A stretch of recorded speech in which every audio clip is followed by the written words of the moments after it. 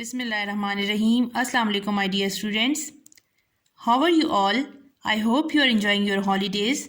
As you all know that due to the coronavirus pandemic, our holidays are extended till 25th of January. But to complete your course, we are continuing our online classes. Please complete your winter vacation task in your copies. It should be neat and complete, and marks of the winter task will be added in your final term examinations. My dear students, we were previously doing our lesson, My Side of the Mountain, and in the class, we have already done dictation words, words meanings, and word sentences in the class. So we will continue with the exercise. Today we will write the question answers of the lesson. So students, please open your English A copies.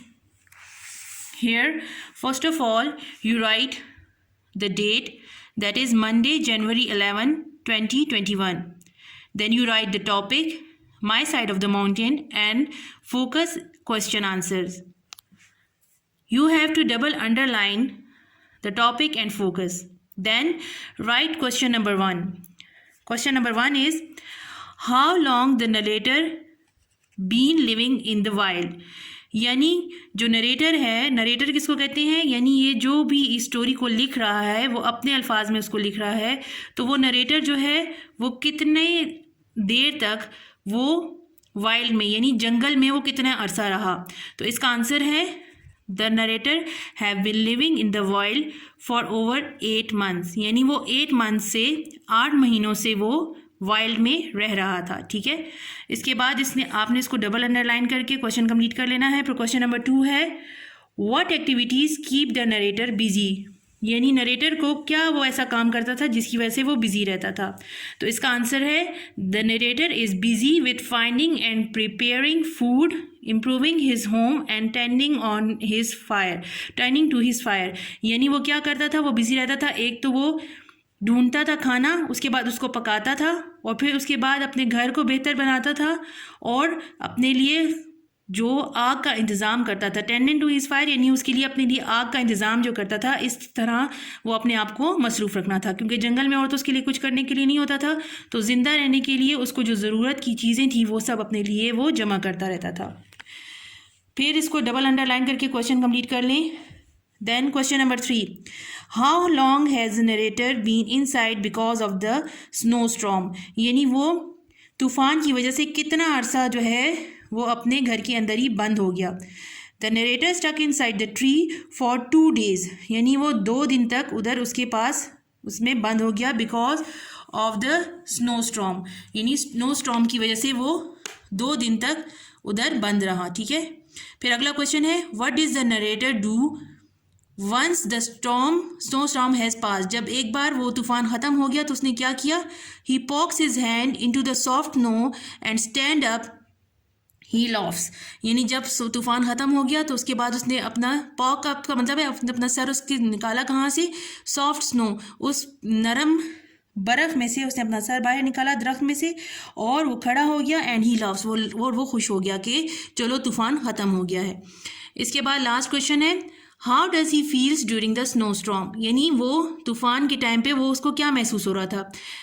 Answer है he is frightened during the snow storm, यानी कि वो क्या था, वो बहुत ज़्यादा डरा हुआ था जब बर्फ़ का तूफ़ान आया था. स्नो स्टॉर्म का मतलब होता है बर्फ़ का तूफ़ान.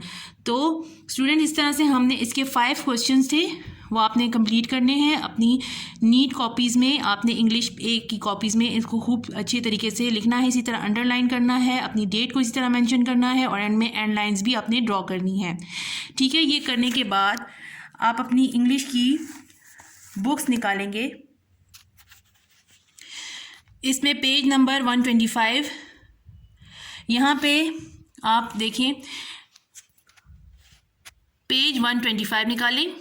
यहाँ पे क्या है, working with words, change the following verbs to noun by adding the correct suffix. Suffix का क्या मतलब होता है, किसी लफ्ज़ के एंड में जो लगता है उसको सफिक्स कहते हैं. जैसे उर्दू में आप साबका और लाहका पढ़ते हैं जो किसी के लफ्ज़ के शुरू में या आखिर में इस्तेमाल होते हैं. इस तरह प्रीफिक्स किसी लफ्ज़ के शुरू में इस्तेमाल होता है और सफिक्स किसी लफ्ज़ के एंड में इस्तेमाल होता है. तो यहाँ पे 2 हमें सफिक्स मिले हुए हैं, एक और या ER, तो इन दोनों को हमने इसमें लिखना है. जैसे क्रिएट, तो क्रिएट को हमने जब सफिक्स लगाएंगे तो ई हटा के OR लग जाएगा, तो क्रिएटर बन जाएगा. ठीक है, इसी तरह डिस्कवर, डिस्कवर के आगे ER लगा देंगे तो डिस्कवरर बन जाएगा, यानी किसी चीज़ को जो ईजाद करते हैं तो उसको कहते हैं, उसके ईजाद करने वाले को डिस्कवरर। इसी तरह इन्वेंट का भी मतलब होता है किसी चीज़ को आप जब पहली दफ़ा बनाते हैं तो इन्वेंट, उसको आप किसी चीज़ को ईजाद करते हैं तो उसके आगे OR लगा लेंगे तो इन्वेंटर बन जाएगा। इसी तरह इन्वेस्ट, जब आप किसी चीज़ पे पैसा लगाते हैं तो उसको इन्वेस्ट करना कहते हैं, और उसके आगे आप OR लगा देंगे तो इन्वेस्टर, जिसने पैसा लगाया। ठीक है, तो ये वही लफ्ज़ होते हैं लेकिन उनके आखिर में एक दो लफ्ज़ और ऐड हो गए हैं, तो वो लफ्ज़ जो है वो एक नया लफ्ज़ बन गया है। इस लफ्ज़ को क्या कहते हैं? सफिक्स, यानी हमने इसके एंड में सफिक्स लगाया है। इसी तरह प्रोटेक्ट का मतलब होता है किसी चीज़ को बचाना, तो प्रोटेक्ट के आगे हम प्रोटेक्टर लगा देंगे। तो जैसे कि अल्लाह ताला हमें हर चीज़ से बचाता है, तो अल्लाह ताला क्या है? प्रोटेक्टर, हमारे बचाने वाला, तो प्रोटेक्टर बन जाएगा लफ्ज़। प्रोटेक्ट का मतलब होता है बचना और प्रोटेक्टर बचाने वाला, यानी इसका लफ्ज़ चेंज हो गया है।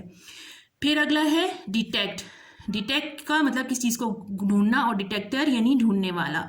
इसी तरह कमेंटेट के आगे और लगा देंगे तो कमेंटेटर, जैसे आप कोई मैच देखते हैं तो उसमें जो उसके बारे में सारा जो बोलते हैं उसको कमेंट्री करते हैं, उसको कमेंटेटर कहते हैं। ठीक है, इनहेरिट का मतलब है किसी चीज़ को आप अपनी उसमें आपको जो, अगर आप ज़िंदगी में अब जैसे कोई जायदाद है तो उसके वारिस हैं तो उसका आपका इनहेरिट हो जाएगा, जब आपको जब भी मौका मिलेगा तो उस चीज़ को आप इनहेरिट कर लेंगे। और इनहेरिटर का मतलब है यानी वारिस, यानी किसी चीज़ का आप उसके वारिस बन जाएंगे। इसी तरह इंस्पेक्ट, OR लगा देंगे इंस्पेक्टर, ऑब्जेक्ट OR लगा देंगे objector, act OR actor, contract OR तो कॉन्ट्रैक्टर। ठीक है, तो इस तरह से हमने इन सारे सफिक्सेस को आपने अपनी इसी तरह बुक के ऊपर लिखना है। इसके बाद नेक्स्ट क्वेश्चन है learning about language. If clauses क्या होती हैं? Here are some clauses beginning with if, यानी अगर आप किसी चीज़ के ऊपर आगे उस बात को कंप्लीट करने के लिए इफ़ लगा दें तो इफ़ एक क्लॉज है। If the weather was better, if यानी अगर ऐसा हो जाता तो ये होता। ठीक है, तो उसके लिए आप उसको क्लॉजेज उसको बोलते हैं। अब जैसे यहाँ पे आपने इसको कंप्लीट करना है, क्वेश्चन है complete the sentences using the clauses above. ये जो ऊपर दिए हुए हैं इन्हीं को आपने यहाँ पे सिलेक्ट करके लिखना है। जैसे I would by this house if I had the money, यानी अगर मेरे पास पैसे होते तो मैं ये घर खरीद लेती। तो यहाँ पे आप इसमें ये वाला सिलेक्ट करेंगे, if I had the money, अगर मेरे पास पैसे होते तो मैं ये घर ले लेती। इसका सेकेंड है the cat could go through the hole, जो है वो चूहा सुराख में चला जाता। कैसे? If it was a bigger one, ये लिटिल बिगर, यानी कि अगर वो थोड़ी सी बड़ी होती सुराख तो चूहा ज़रूर उसमें से गुजर जाता। इसका कौन सा आंसर है? ये है if it was a little bigger. इसी तरह आपने इसको इस तरह लिखना है अपनी बुक्स में। ठीक है, नेक्स्ट है I would hear you better if he stop talking, यानी अगर वो चुप हो जाती तो मैं उसकी आवाज़ ज़्यादा बेहतर तरीके से सुन लेता, यानी वो चुप ही नहीं हो रही थी इसलिए मुझे आवाज़ ही नहीं आ रही थी। इफ़ ही स्टॉप टॉकिंग, तो इसका ये यहाँ से हमने ये लिखा है। ठीक है, फिर लास्ट वन है we could move in to the house if,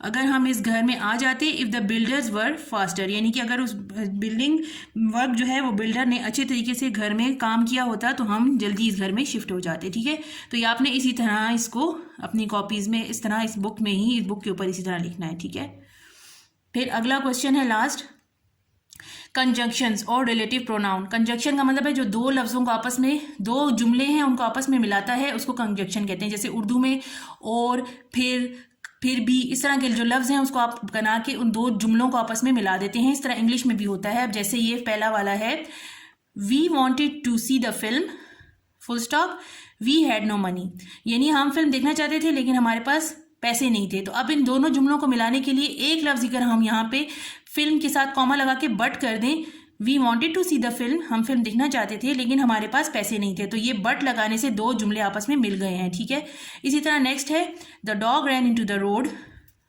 कुत्ता भाग के रोड की तरफ आ गया। It was run over by a lorry, और उसको एक लॉरी ने आके कुचल दिया।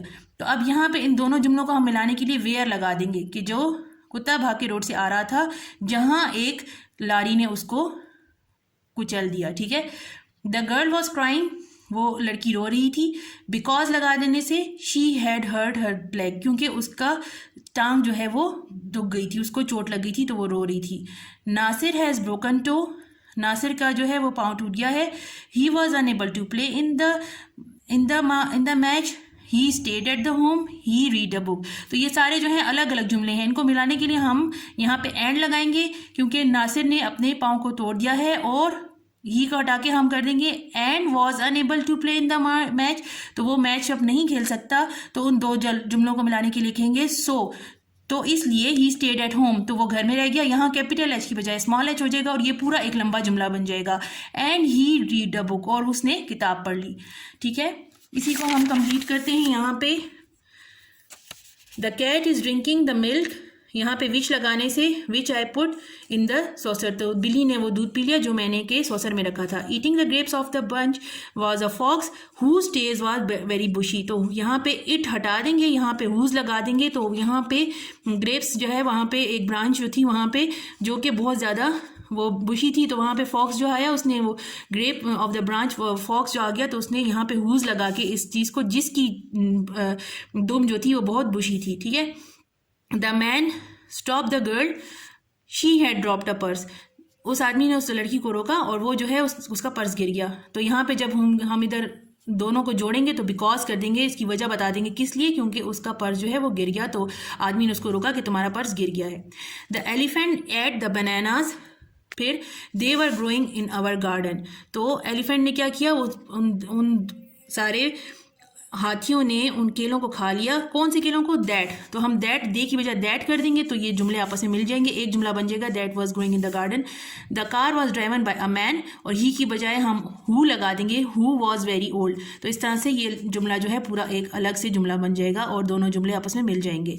The letter was bought by a boy, to him he gave 10 rupees, तो इधर यहाँ पे बॉय के साथ कॉमा लगा के हम फुल स्टॉप हटा देंगे, तो टू होम लगा देंगे हिम की बजाय, तो ये पूरा जुमला अलग हो जाएगा कि वो लड़का आ गया है, वो ख़त जिसके पास लेके आ गया है, जिसको मैंने 10 रुपए दिए थे। So students, I hope you have fully understanding, please write it on your books and इंशाल्लाह we will continue in the next class. Thank you, अल्लाह हाफिज़।